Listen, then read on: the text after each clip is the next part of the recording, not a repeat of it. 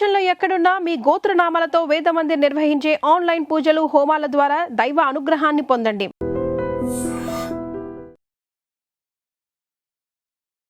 నమస్కారం, welcome to I dream. ధర్మ మార్గం విత్ విజిత కార్యక్రమానికి స్వాగతం.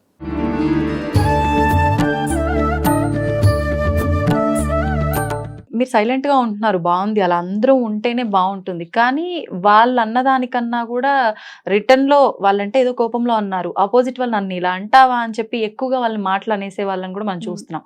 అలా మనం ఒకటి మాటలు అనటం కూడా వాళ్ళ కర్మని మనం యాడ్ చేసుకుంటున్నాము అని అంటారు. దీన్ని మీరు ఎలా నమ్ముతారా ఇలాంటివి? అంటే నమ్మటం అని అంటే నేను ఎప్పుడు అలా చేయలేదు కాబట్టి నాకు అలా అయ్యింది అని నేను ఎప్పుడు అనుకోను. కానీ అవతల వాళ్ళు మనల్ని తిట్టిన తర్వాత వాళ్ళు రియలైజ్ అయ్యి వాళ్ళకి నాకు ఇలా జరిగింది నిన్నంటే అని చెప్పిన సందర్భాలు ఉన్నప్పుడు అప్పుడు అనిపిస్తుంది ఎస్ కర్మ రిటర్న్స్ ఉంటుంది. సో ఇప్పుడు అది తొందరగా వెంటనే వచ్చేస్తుందేమోనండి కర్మ రిటర్న్స్. ఎప్పుడో పూర్వజన్మలు మళ్ళీ వచ్చే జన్మ ఏం లేవు.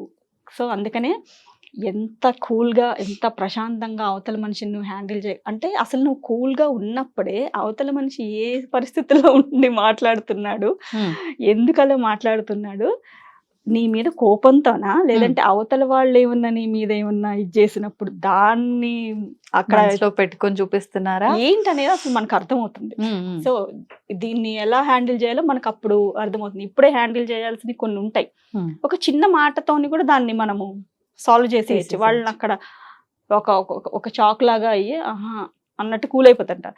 అట్లా కాకుండా ఇది చిన్న ఇది కాదు, తర్వాత కోపం తగ్గాక కూర్చొని మాట్లాడుకోవాల్సింది అన్నప్పుడు వాళ్ళని అట్లా హ్యాండిల్ చేయాలి.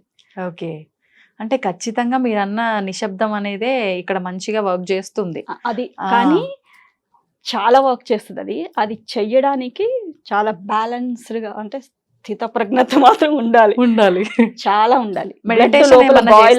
గౌతమి గారు మీరు అలా నిశ్శబ్దంగా ఉండగలగడం కూడా గ్రేట్ కదా.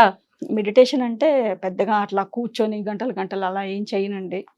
కాకపోతే నాకు చిన్నప్పటి నుంచి కూడా స్పిరిచువల్ ఇది కాస్త బాగా ఎక్కువ టచ్ ఉంటూ నాకు ఇష్టం. అట్లా భజన్స్ అని అట్లా మా తాతమ్మ గారు గుళ్ళో భజన్స్ పాడేవాళ్ళు. అట్లా ఏంటో తెలియదు నాకు. అంటే పిల్లలు అనగానే ఆడుకోవడానికి దానికి ఎక్కువ ప్రిఫరెన్స్ ఇస్తారు కదా. అట్లా భజన్స్ అన్నా ఏదైనా పూజలు పునస్కారాలన్నా గుళ్ళల్లో ఏమైనా జరుగుతున్నాయి ముందు అక్కడికి వెళ్ళిపోయేదాన్ని. ఏదో ఒకటి నాకు చేతనైంది అలా చేయడం, వాళ్ళు చెప్పే అట్లా వినడము. భజన్ని ఆవిడ పాడుతుంటే ఇలా అంత చిన్న ఏజ్ లోనే కళ్ళమాట నీళ్ళు ఇలా దారాలు అయిపోయాయి అనమాట. అట్లా ఉండేది నాకు. మరి అది నన్ను స్టెప్ బై స్టెప్ తీసుకొచ్చింది అని ఆ అమ్మవారి దయ అనుకుంటాను అంతా. ఎలా వస్తుందండి నిజంగా ఈ శాంతంగా ఉండే విధానం? భూదేవికి ఉన్నంత ఓపిక ఉండాలి ఆడవాళ్ళకి అని అంటారు, కానీ పెద్దవాళ్ళు అసలు ఎక్కడండి. పెద్దవాళ్ళు చెప్పడం వరకే కానీ మనం పాటించాలన్నా కూడా ఒక్కొక్కసారి టెన్షన్లకి స్ట్రెస్కి తెలియకుండానే అరిచేస్తూ ఉంటాము. ఎక్కడో చిరాకు తీసుకొచ్చి ఇంట్లో వాళ్ళ మీద చూపించేస్తూ ఉంటాము. ఎట్లా బ్యాలెన్స్ చేయొచ్చు అంటారు? మీరు ఎలా బ్యాలెన్స్ చేస్తున్నారు? డెఫినెట్గా నాకు అట్లా కోపం వచ్చింది అని అంటే నేను ఏం చేస్తానంటే, కోపం వచ్చినప్పుడు మనం ఏం మాట్లాడతామో మనకు తెలియదు కదా.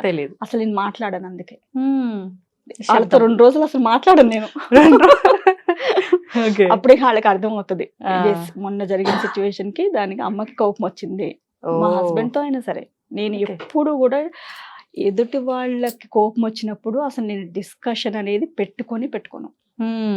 నాకు అది మేబీ చిన్నప్పటి నుంచి కూడా నాకు గొడవలు అలాంటివి, ఇంట్లో డిస్కషన్స్, ఒకళ్ళని ఎప్పుడు దాన్ని ఏమంటారు నువ్వు ఇలా నువ్వు అలా అని చేస్తావు, అది అసలు నచ్చదు నాకు. ఎప్పుడన్నా ఇంట్లో చిన్న ఏమన్నా డిస్కషన్స్ అయితే నేను వెళ్ళి మేడ మీద కూర్చున్న దాన్ని చిన్నప్పుడు నాకు తెలుసు, అవన్నీ గుర్తున్నాయి. సో నేను అది ఎందుకు నా పిల్లలతో నేను చేయాలి, మా హస్బెండ్తో అయినా చేయాలి. వాళ్ళ కోపం వచ్చినప్పుడు కామ్గా ఉండి వాళ్ళ కోపం తగ్గిన తర్వాత అప్పుడు ఎస్ నువ్వు ఇలా చేసావు కాబట్టి నేను ఇలా చేయాల్సి వచ్చింది అని అప్పుడు డిస్కస్ చేసుకొని దానికి ఒక సొల్యూషన్ ఉంటుంది ప్రతి సమస్యకి. అంతేగాని అరుచుకున్నాం అనుకోండి అది ఇంకా పెద్దగానే అవుతుంది, కానీ అది తగ్గదని నా అభిప్రాయం. నిజంగా మంచి ఆలోచన.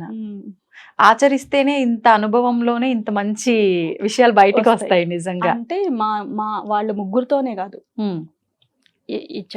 ఎనీ కండిషన్స్ చాలా ఇది నాతో అవ్వది అన్న సిచ్యువేషన్స్ లో కూడా చెవులన్నీ ఇట్లా వేడిగా అయిపోయి అట్లా అవుతుంది ఒక్కొక్కసారి మనకి. అట్లాంటి సిచ్యువేషన్స్ లో కూడా నేను చాలా కూల్ గా హ్యాండిల్ చేసిన ఇవి నాకు తెలుసు. ఓకే. ఖచ్చితంగా మనం కూల్ గా ఉంటే అవతల మనుషులు ఖచ్చితంగా ఒక్కసారి కాకపోయినా ఒక్కసారైనా మనల్ని చూసే ఇది వాళ్ళకి దృక్పథం మారుతుంది. ఇంకొకసారి మనల్ని ఒక మాట అనాలన్నా కూడా ఆలోచిస్తారు. కానీ కర్మ అనేది ఒకటి ఉంది అంటారు కదండి. అంటే మనం గత జన్మలో ఏదైతే చేశామో పాప పుణ్యాల ఫలితము, దాన్ని బట్టి ఈ జన్మలో నీ ప్రతి కదలిక నీ చేతిలో ఏమీ లేదు, తలరాత రాసేసాడు భగవంతుడు అంటారు. మరి పేరెంట్స్ చేతిలో మాత్రం ఏముంది? ఈ రకంగా ఆలోచిస్తే అది నిజంగా అసలు ఏది నిజము, అది నిజమా, ఇది నిజమా, మన చేతుల్లో ఉందా నిజంగా పిల్లల భవిష్యత్తు? ఇలాంటి ఒక క్వశ్చన్ మార్క్ ప్రతి ఒక్కరిలో వస్తుంది. దీనికి ఏం సమాధానం చెప్తారు? వస్తుంది. కాకపోతే ఏంటంటే అఫ్ కోర్స్ అయ్యుండొచ్చు, మనది ఏ నిమిషము మన చేతుల్లో లేదు. నెక్స్ట్ మినిట్ ఏమవుతుందో మీకు తెలియదు, నాకు తెలియదు. అవును. అంతా భగవంతుడి దీని మీద ఆధారపడి ఉంటుంది, ఆయన లీలలన్నీ అంతే. బట్ కాకపోతే ఏంటనంటే మనకు ఒక సెల్ఫ్ సాటిస్ఫాక్షన్ ఉంటుంది. జస్ట్ నా పిల్లల్ని నేను పట్టించుకొని నా పద్ధతుల ప్రకారం, మన సంస్కృతి సాంప్రదాయాల ప్రకారం, నా కుటుంబానికి తగ్గట్టుగా నేను పెంచుకున్నాను. అసలు ఫస్ట్ మనకే ఒక ఇది ఉండదు, పడుకుంటే అవే భయాలు ఏమవుతుందో అన్నలాగా ఉన్నాం అనుకోండి. సరే నెక్స్ట్ ఏమవుతుంది అనేది దేవుడికి వదిలేద్దాం పోనీ. ఇట్లా స్పిరిచువల్ గా తీసుకుంటే మనం చేయాల్సింది ఇప్పుడు నీ కర్తవ్యం నువ్వు చెయ్యి, నేను చేయాల్సింది నేను చేస్తాననే కదా కృష్ణ పరమాత్మ మనకు చెప్పారు. సో మన కర్తవ్యం మనం చేద్దాం. మన కర్తవ్యంలో మనం తప్పులు లేకుండా మాక్సిమం వీలైనంత వరకు మనం చేయగలిగితే ఆ తర్వాత భగవంతుడి మీద వదిలేద్దాం, ఆయన చూసుకుంటారు. మంచి కర్మ చేసినప్పుడు అంటే ఇప్పుడు పూర్వజన్మ సుకృతాలు ఉన్నాయి అనుకోండి, పాప సంచితాలు, దానికి రిలేటెడ్ మనం అనుభవిస్తున్నాము అని అంటే ఇప్పుడు అనుభవిస్తున్నాం కదా, ఇప్పుడు కూడా ఎందుకు నేను మంచిగా ఉండాలని ఇప్పుడు కూడా నువ్వు అదే పని చేసావు అనుకోండి, నెక్స్ట్ మళ్ళీ ఇంకొక జన్మ ఉంటుందేమో, మళ్ళీ అప్పుడు ఆ జన్మలో కూడా నువ్వు అనుభవిస్తావా? సో ఇప్పుడైనా నువ్వు ఈ పాప సంచితాలు ఎందుకు ఇస్తున్నాడు దేవుడు అంటే జస్ట్ నువ్వు అలా చేస్తే ఇప్పుడు ఇలా వస్తుంది కాబట్టి ఇప్పుడన్నా నువ్వు మంచిగా చెయ్యి ఉండి నెక్స్ట్ దీనికన్నా మంచిగా చూసుకునేలాగా రియలైజ్ అవ్వు అని చెప్పేసి దేవుడు మనకి చెప్తున్నాడేమో అని అనుకొని మనం రియలైజ్ అవ్వాలి. అవును. And for more videos, please subscribe to iDream channel. Subscribe to iDream Media. Please subscribe to iDream. Please subscribe to iDream. Please subscribe iDream. And please subscribe to iDream. For more videos, subscribe to iDream.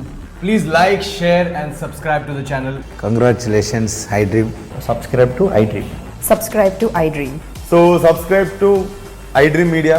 iDream ki iDream team andarki huge congratulations. Please subscribe iDream Media. Please subscribe to iDream. Subscribe iDream. Please subscribe to iDream. iDream అంటే నా కళల channel subscribe చేసుకున్న నోరు తిరుగుతలేదు, మీరైతే గంట గుర్తు కొట్టండి. For more such videos, please subscribe to iDream. Subscribe to iDream. Please subscribe to iDream. Please subscribe iDream Media. Please do subscribe to iDream. Please subscribe to iDream Media. For best entertainment and information, please subscribe iDream. And don't forget to subscribe to iDream.